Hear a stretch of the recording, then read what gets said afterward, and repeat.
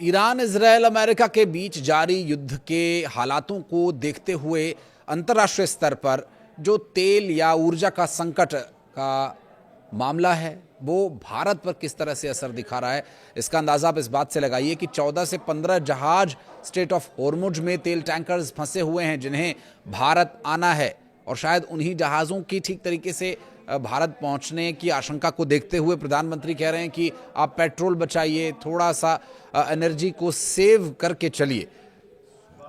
लेकिन अब समय आ गया है कि जब भारत ईरान होर्मुज संकट पर आमने सामने बात करेगा, क्योंकि बताया जा रहा है कि ईरान के प्रतिनिधिमंडल का भारत आना लगभग तय है और इस बातचीत में भारत इस बात पर चर्चा करेगा कि होर्मुज से भारतीय जहाज़ों को निकलने में क्या समस्या हो रही है और इसके लिए समाधान क्या किया जा सकता है, ये ईरान से ज़रूर पूछा जा सकता है।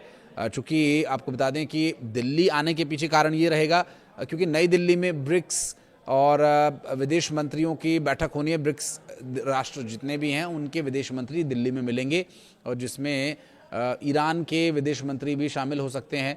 इस दौरान भारत और ईरान स्ट्रेट ऑफ होर्मुज और एनर्जी को लाने ले जाने वाले भारतीय झंडों के जहाज़ों के सुरक्षित आवागमन पर बातचीत कर सकता है। देखिए, स्ट्रेट ऑफ होर्मुज में चूंकि नाकेबंदी लगी हुई है, एक तरफ अमेरिका ठीकरा लगा के बैठा हुआ है, दूसरी तरफ ईरान ने कड़ा पहरा लगाया हुआ है। अमेरिका उस क्षेत्र से बाहर निकलने वाले जहाज़ों को घेर रहा है और वहाँ ईरान के जहाज़ों को निकलने नहीं दे रहा है और ईरान जिसके पास वहाँ का एक्सेस है ज़्यादा, वो उस पूरे एक्सेस को किसी तरह से ब्लॉक किए हुए ताकि अमेरिका या उसके सहयोगी देश वहाँ से आवागमन न कर पाएँ। ऐसे में कई बार ऐसी परिस्थितियाँ बन जाती हैं कि अन्य देशों के जहाज़ों को भी रोकना पड़ता है कि वहाँ पर दुश्मन देश के जहाज़ हैं, ईरान के दुश्मन देश के जहाज़ हैं, तो वो उन पर हमला करेंगे तो जो अन्य जहाज़ वहाँ से ट्रैवल कर रहे हैं उन पर उसका असर पड़ने का खतरा रहता है। इसलिए भी कई बार ब्लॉकेज जो है ये एक समस्या बना हुआ है। स्ट्रेट ऑफ होर्मुज के पश्चिम में भारत और आने वाले लगभग 40 से 50 जहाज अब तक फंसे हुए हैं।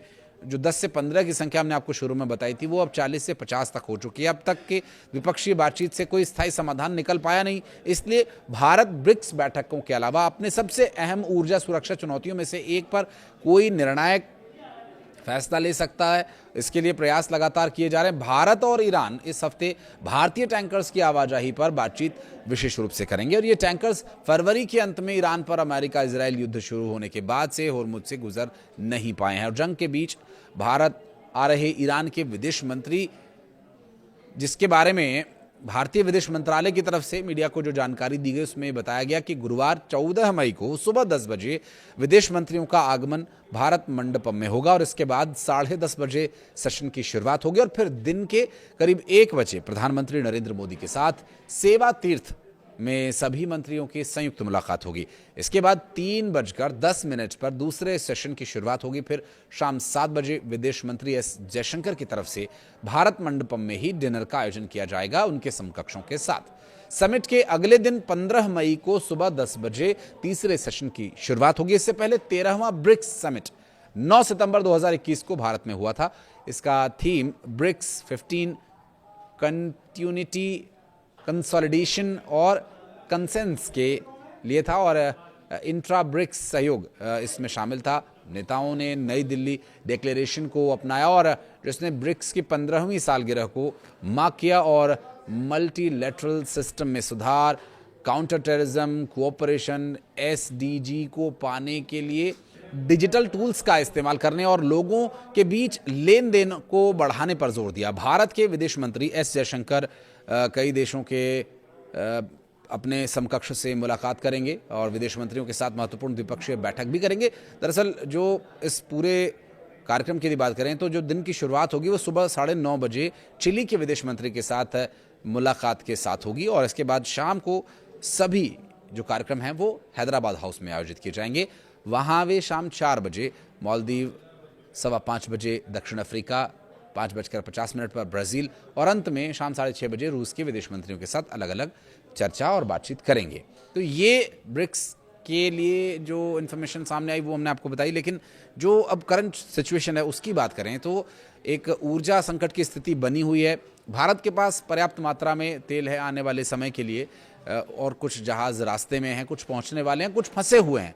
तो आने वाले समय में जब तक वो जहाज़ फंसे रहेंगे तब तक आपूर्ति बाधित हो सकती है। इस बात को ध्यान में रखते हुए ईंधन आपूर्ति का संभवतः जिक्र प्रधानमंत्री नरेंद्र मोदी ने किया, क्योंकि वैश्विक स्तर पर जो परिस्थितियां बनी हुई हैं ईरान, अमेरिका, इजराइल के बीच, तो इन परिस्थितियों में अब युद्ध कब खत्म होगा, स्ट्रेट ऑफ हॉर्मुज पहले जैसा एक्सेसिबल रह नहीं गया है, वो कब तक हो पाएगा इस बारे में अभी कुछ कहा नहीं जा सकता है। तो ऐसे में ये अपील की जा रही है। और ईरान के विदेश मंत्री यदि भारत आते हैं तो स्वाभाविक है, देखिए भारत जो मेहमान नवाजी में कभी कोई कमी छोड़ता नहीं है, लेकिन जब देश की बात आती है तो वो सख्ती से भी बात करता है। तो हर तरह की परिस्थितियां, डराइयाँ धमकाइयाँ, सामदाम दंडभेद, जो भी तरीका होगा, भारत की तरफ से कोशिश यही होगी कि एक्सेस भारत के तिरंगा झंडा वाले जहाज़ों को मिले। और ये बात तो अमेरिका भी जानता है कि वो भारत के तिरंगा झंडा लगे हुए जहाज़ों पर हमला कभी नहीं करेगा और कर भी नहीं सकता। तो ईरान को ये बात पहले ही समझा दी जाए और दोनों देशों की लड़ाई में और देशों को हो रही समस्या के संबंध में अब बहुत जल्द यदि निर्णय नहीं लिया गया तो ये समस्या और विकराल और गंभीर बन सकती है।